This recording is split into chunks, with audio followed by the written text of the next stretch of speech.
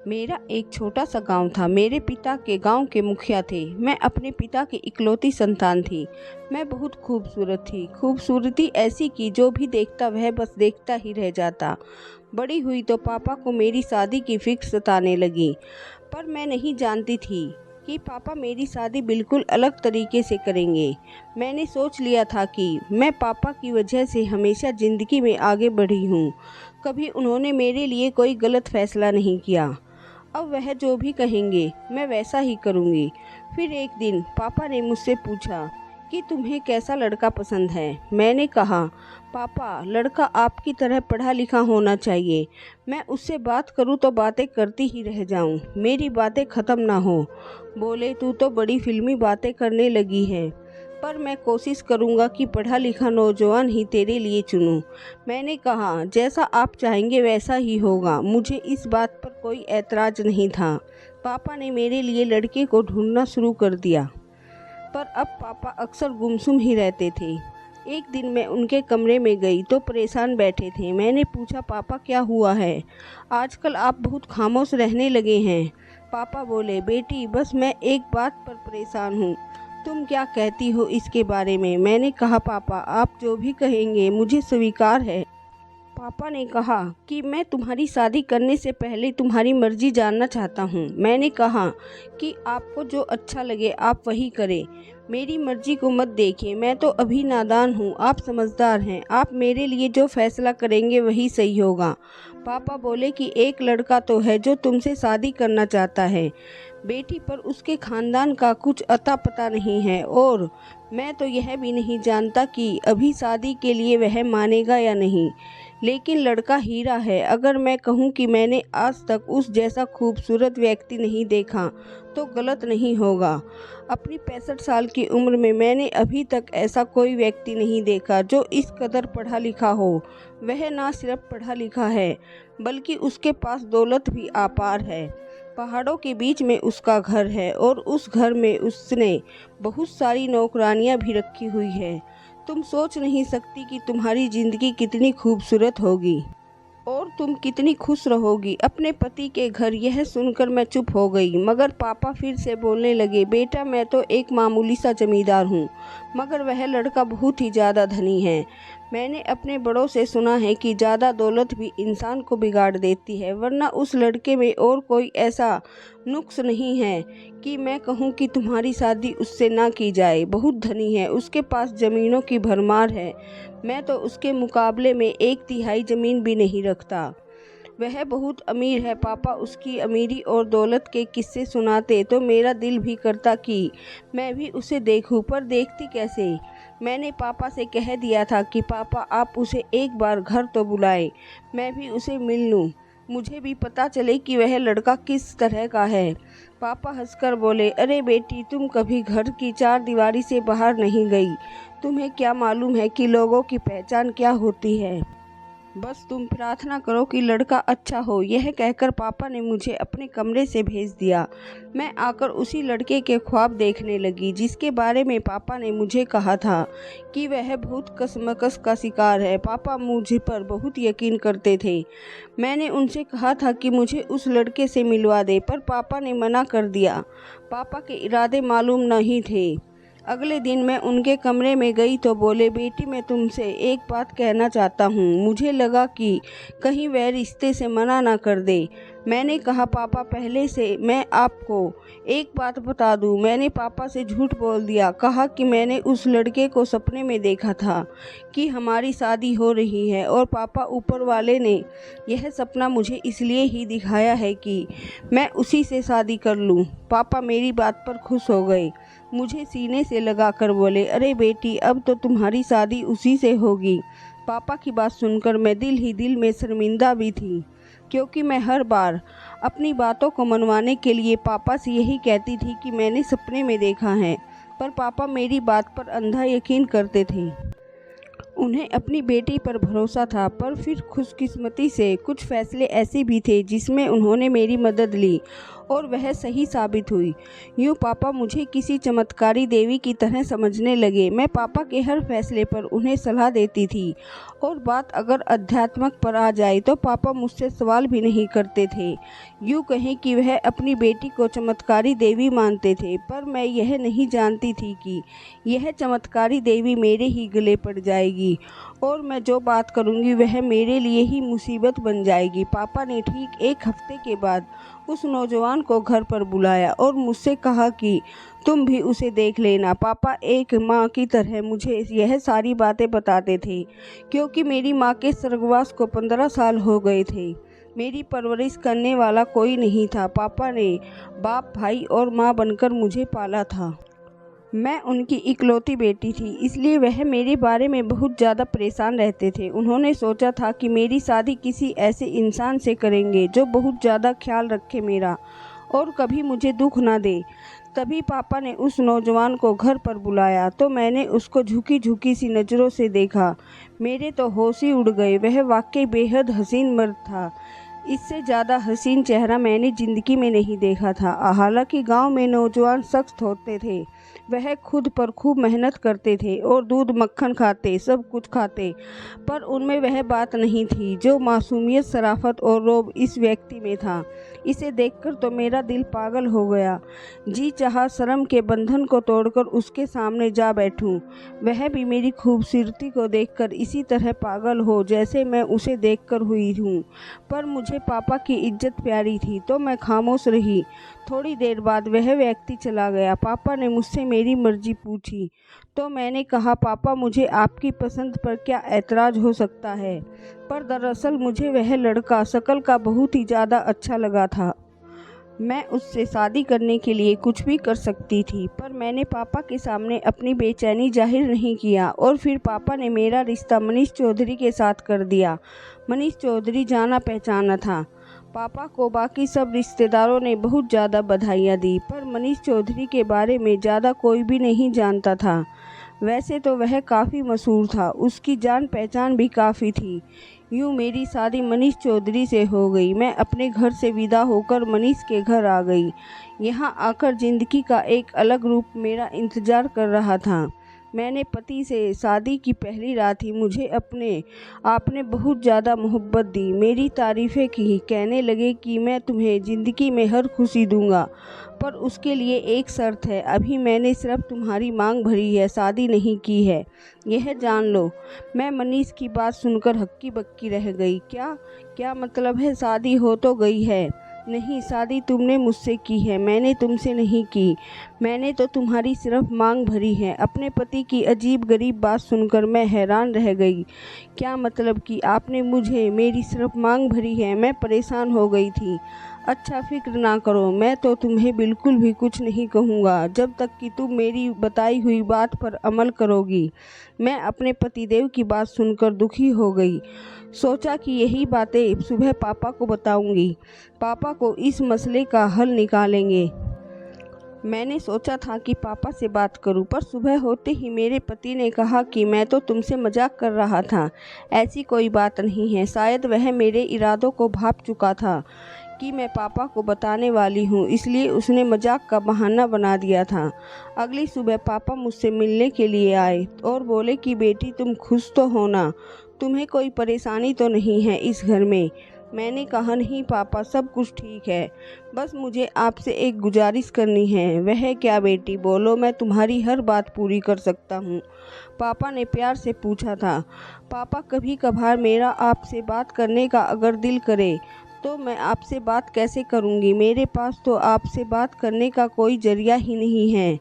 तो क्या बेटी के लिए यहाँ एक डाकिया लगवा दूँ? पापा मजाक में कहा, नहीं पापा, अब तो मोबाइल फ़ोन का ज़माना है। नया मोबाइल कितने का मिलता है? इतना भी महंगा नहीं होता, हम तो मोबाइल खरीद ही सकते हैं। एक मोबाइल आप ले लें और एक मैं। जब भी मुझे कोई दिक्कत होगी मैं आपको फ़ोन कर लूँगी। मेरी बात सुनकर पापा तो सोच में ही पड़ गए और मेरी पति फ़ौरन बोल उठा, अरे आपको फ़िक्र करने की बिल्कुल ज़रूरत नहीं है पिताजी, मैं आपकी बेटी को जब यह कहेगी आपसे मिलवाने ले आया करूँगा। फ़ोन तो बुरी चीज़ है, इससे अच्छे अच्छों के घर बर्बाद कर दिए हैं। आप लोग तो इस गांव में रहते हैं, मैं शहर की ज़िंदगी देखकर आया हूँ। मोबाइल फ़ोन की वजह से पति पत्नी का रिश्ता खराब हो जाता है। पापा मेरी बात सुनकर पहले ही परेशान थे। मेरे पति की बात सुनकर और डर गए। फिर मेरी तरफ देखकर बोले, हाँ बेटी, दामाद जी ठीक कह रहे हैं, ऐसा ही होता है, मोबाइल रिश्तों को तबाह कर देता है। मैं तुम्हारे पति की बात की इज्जत करता हूँ। उसने मुझे यह बात याद दिलाई, वरना बेटी तुमसे कोई चीज़ प्यारी नहीं है मुझे। मैं तुम्हें ले भी देता, पैसों की भी फिक्र नहीं मुझे। तुम मुझसे इतने पैसे नगद ले सकती हो और उससे अपने कपड़े बनवा लेना। पापा ने मुझे संतुष्ट करने को कहा, पर मैं कैसे संतुष्ट होती। शक तो मुझे अपने पति पर ही हो रहा था, जो मुझे मेरे पापा से बातचीत करने देना चाहते थे। अब पति के सामने पापा को वह बातें भी नहीं बता सकती थी जो उसने मुझे रात को बोली थी। मैं सोच रही थी कि पापा इसके बारे में कुछ नहीं जानते थे, फिर मेरी शादी मेरे ही कहने पर कर दी। क्या इसका मतलब पापा खुद भी संतुष्ट नहीं थे? मैंने भी तो पापा से झूठ ही बोला था कि मैंने सपने में देखा है कि हमारी शादी हो रही है। यही सोचते सोचते पापा के जाने का वक्त हो गया। पापा चले गए। मेरे पति ने कहा, अपना सामान पैक करो। उसकी यह बात सुनकर मैं डर गई। क्या मतलब सामान पैक करूं? मेरे सामान को क्या हुआ है? मेरे पूछने पर मेरे पति ने बताया कि हम कुछ दिन के लिए कहीं जा रहे हैं। मैंने कहा, हम कहाँ जाएंगे? वह बोले कि तुम्हें घुमाने लेकर जाऊंगा। मैं फ़ौरन खुश हो गई। मैंने तैयारी कर ली। तैयारी करने के बाद उसने एक बड़ी सी गाड़ी लाकर घर के बाहर खड़ी कर दी। मैं उसमें बैठी। मेरे पति ने गाड़ी चलाने के लिए एक ड्राइवर रखा हुआ था। गाड़ी काफ़ी बड़ी थी। मेरा पति मुझे इस शहर से बहुत दूर ले गया। तकरीबन 150 किलोमीटर की यात्रा होगी, जो काफ़ी ज़्यादा देर के बाद तय हुई थी। फिर हम लोग एक पुराने से घर में दाखिल हो गए। यह घर संगमरमर के पत्थर से बना था। पत्थरों का बना यह घर ऐसा लगता था घर नहीं बल्कि जेल हो। मैं यह देखकर डर भी गई थी। पुराने ज़माने की तकनीक पर बना यह घर बहुत ज़्यादा खूबसूरत लग रहा था, पर इसमें डर भी लग रहा था। मैं उस घर को गौर से देखने लगी। मेरा पति बोला कि तुम इस घर में रहकर परेशान बिल्कुल नहीं होगी, पर तुम्हें एक दिक्कत होगी और वह तुम्हें बर्दाश्त करनी होगी, क्योंकि फ़िलहाल तुम इस घर में अकेली रहोगी।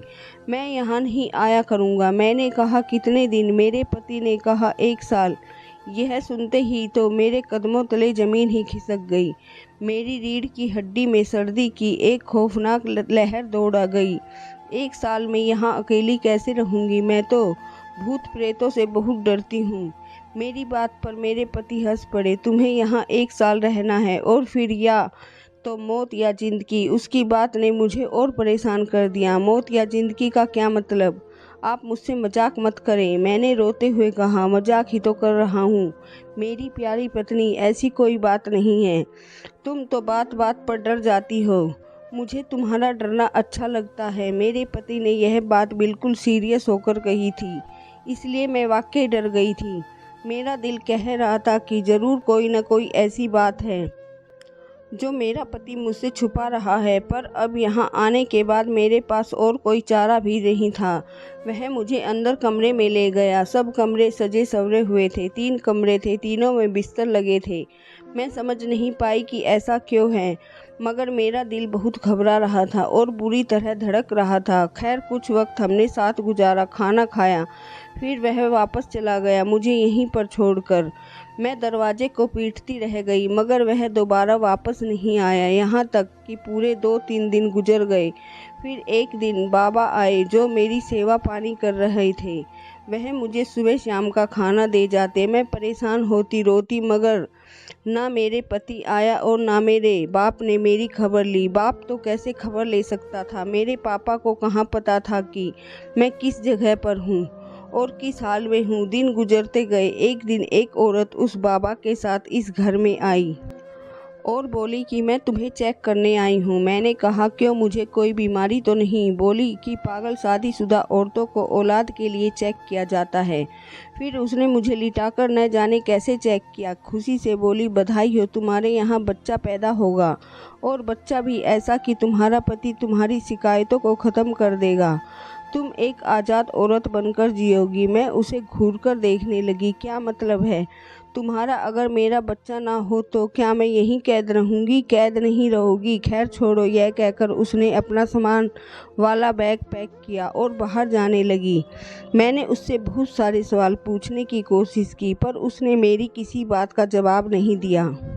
उसके बाद के दिन कुछ गुजरे ही मैं नहीं जानती 3-4 महीने के बाद मेरे पति ने शक्ल दिखाई। वह बहुत खुश था। बोले कि माफ़ कर दो, मैं अपने कारोबारी मामले में बिजी था, तुम्हारी खबर नहीं ले सका। लेकिन मुझे मेरे नौकरों ने बताया था कि तुम प्रेग्नेंट हो, इसलिए मैं तुम्हें तुम्हारी तबीयत मालूम करने के लिए आया हूँ। मैं अपने पति की तरफ देखकर नफ़रत से मुंह फेरने लगी तो बोला, मुझसे नफ़रत ना करो, मेरी मोहब्बत किसी किसी को नसीब होती है। मैंने कहा, भले नसीब में हो या ना हो, पर मुझे आपकी मोहब्बत नहीं चाहिए। मुझे यहाँ से निकाल दें, मैं यहाँ नहीं रहना चाहती। मेरे पति का अंदाज एकदम सख्त हो गया और वह बोले, क्यों नहीं रह सकती? तुम्हें यहीं पर रहना पड़ेगा ज़िंदगी में। इसके अलावा तुम्हारे पास और है ही क्या?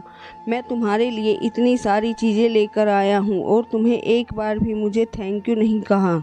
उन्होंने फल और सब्जियां मेरे पास रखते हुए कहा तो मैंने कहा, मैं अपने पापा के घर में ऐश से रहती थी, पापा की इकलौती बेटी थी, मुझे इन चीज़ों से कोई मतलब नहीं है। मैंने आपसे दौलत की खातिर नहीं, आपके पढ़े लिखे होने और आपकी खूबसूरती देखकर आपसे शादी की थी। मगर मुझसे बहुत बड़ी गलती हुई जो मैं आपसे शादी करके यहाँ आ गई, वरना मैं पापा के घर आराम से रह रही होती। मेरा पति मेरी बातें सुनकर बहुत बोर हो रहा था। वह बार बार मुझे कह रहा था कि मैं बहुत व्यस्त था। मैं समझ गई कि मेरा पति प्यार से ही बात मानता है। फिर मैंने अपना रवैया बदल लिया। मैंने कहा कि भगवान के लिए मुझे यहाँ से ले जाए, मैं आपके बगैर नहीं रह सकती, आपसे सच्चा प्यार करती हूँ, यहाँ पर भला कैसे रहूँगी। मेरा पति मेरी बातों में आ गया। बोला कि ठीक है, मैं कल ही तुम्हें यहाँ से आकर ले जाऊँगा। मैंने अपने पति का दिल जीत लिया था। वह मुझे यहाँ से ले गया। उसने मुझे अपने घर में रखना शुरू कर दिया। पापा भी मुझसे मिलने आए, पर एक सवाल मेरे दिमाग में ही रहता कि आखिर मेरे पति ने मुझे वहाँ क्यों कैद कर रखा था, फिर मेरे साथ उनका रवैया कैसे बदला। पर इन सब सवालों का सोचने के लिए वक्त चाहिए था, जो मुझे मिलता नहीं था। पापा कहते कि तुम अपने बच्चे का ख्याल रखो, बच्चा हो जाएगा तो तुम्हारा पति भी बदल जाएगा। और फिर ऐसा ही हुआ। जैसे ही मेरा बच्चा पैदा हुआ, उसके घर में जश्न मनाना शुरू कर दिया। मुझे बहुत महंगा जोड़ा ला कर दिया और बोला, अब तुम मेरी पत्नी हो। अब मैं अपने माँ बाप को बताऊंगा कि तुमने बेटा पैदा कर दिया है। अब मैं तुमसे शादी करूंगा। मैंने कहा, आप होश में तो हैं, हमारी शादी हो चुकी है। बोले कि भले शादी हो गई है, पर अब जो शादी का जश्न मैं मनाऊंगा वह ना ही तो तुम्हारे गांव वालों ने कभी देखा होगा और ना ही कभी तुम्हारे घर वालों ने, ना मेरे माँ बाप ने। फिर मैंने अपने पति की बात को पूरा किया। उसने मुझे लाल सुर्ख और महंगा जोड़ा पहनाकर दोबारा से दुल्हन बनाया और फिर ऐसा जश्न मनाया कि वाकई हैरान रह गई। 15 दिन तक हमारे घर में जश्न रहा। मेरे बच्चे से बहुत ज़्यादा मोहब्बत और प्यार निछावर किया गया। मेरे पापा बहुत ज़्यादा हैरान थे, इस व्यक्ति ने ऐसा क्यों किया है। औलाद तो ऊपर वाला हर किसी को देता है, पर मुझे नहीं पता था कि मेरे पति के लिए औलाद इतना बड़ा तोहफा होगा और वह उसके लिए इतना खुश भी होगा। मैंने एक बेटे को पैदा किया, बस उसके बाद से सब कुछ ठीक हो गया था। पर मैं अपने पति से एक सवाल पूछना चाहती थी कि उसने मुझे 4 महीने तक कमरों में बंद क्यों रखा, इसलिए क्या वजह थी, और अगर मेरा बच्चा पैदा ना होता तो तब क्या होता। मैंने अपने पति से इस सवाल का जवाब बहुत बार मांगा, पर उसने कोई जवाब नहीं दिया। एक दिन मैं अपनी कामवाली से बातें कर रही थी कि मेरे पति आ गए। मुझे देखकर वह बहुत हैरान हुए और कामवाली के चेहरे का रंग बदल गया। वो डर गई और फौरन वहाँ से भाग गई। मेरे पति ने भी गुस्से से कहा कि इन काम वालियों से दूर रहा करो, इनसे बातचीत ना किया करो। उस वक्त मुझे शक हुआ था। मैं सोच में पड़ गई थी कि आखिर ऐसा भी क्या है जिसे मेरा पति हमेशा छुपाता रहता है। तब मैंने कामवाली को पैसों का लालच दिया। बहुत कोशिश करने के बाद उसने मुझे जो सच बताया। मेरा दिल चाहता है कि अगर बात मेरी कामवाली की जान की ना होती तो मैं अपने पति को छोड़ दूं। कहने लगी कि आपको मैंने यह राज बता दिया है। मैंने कहा, आपने मुझ पर एहसान किया है, पर यह जान ले कि आप जैसे ही अपने पति से इस बात की नाराज़गी जताएंगी, उनको मालूम हो जाएगा कि आपको यह बात मैंने बताई है और यह हकीकत है कि इस बात को मेरे अलावा और कोई नहीं जानता। दरअसल मेरे पति ने 2 शादियां पहले ही की थी, पर वह उसे औलाद ना दे सकी तो उसने ज़बरदस्ती तलाक लेकर उन्हें अपने नौकरों से ब्याह दिया और उसी घर में कैद कर दिया। वह बेचारी अपनी ज़िंदगी से तंग है, मरना चाहती हैं। उनके घर वालों को भी उनके बारे में नहीं पता। उन्हें औलाद ना पैदा करने की सज़ा मिली है। नुक्स तो मेरे पति में था, भगवान जाने क्या नुक्स था। मेरे साथ उसे औलाद कैसे हुई यह भी मैं नहीं जानती। शायद मेरी प्रार्थना से हुई या ईश्वर ने चमत्कार कर दिखाया। वरना अगर मेरे पति को औलाद ना होती तो वह अपना इलाज कराने की बजाय मेरी शादी भी किसी नौकर से करवा देता और खुद दूसरी शादी कर लेता। उसे लगता था जैसे वह सबकी सेवा कर रहा है, अपने नौकरों को भी खुश कर रहा है और अपने माँ बाप को भी। पर वह उन लड़कियों के बारे में नहीं सोचता था जिनकी जिंदगियों को वह बर्बाद कर रहा था। यह मेरे पति का बहुत बड़ा राज है, जो अगर मैं अपने पापा को बता दूं तो हालात बिगड़ जाएंगे। अगर कामवाली का नाम आएगा तो उसकी भी जान चली जाएगी। और फिर मैं सोचती हूँ, अब तो मेरा बेटा भी हो गया है, मैं अपने पति को इस राज को खोलकर क्या ही कर लूँगी। आपका क्या ख्याल है, मुझे अपने पति की बात लोगों को बतानी चाहिए या फिर इस बात को नज़रअंदाज कर देनी चाहिए? धन्यवाद दोस्तों।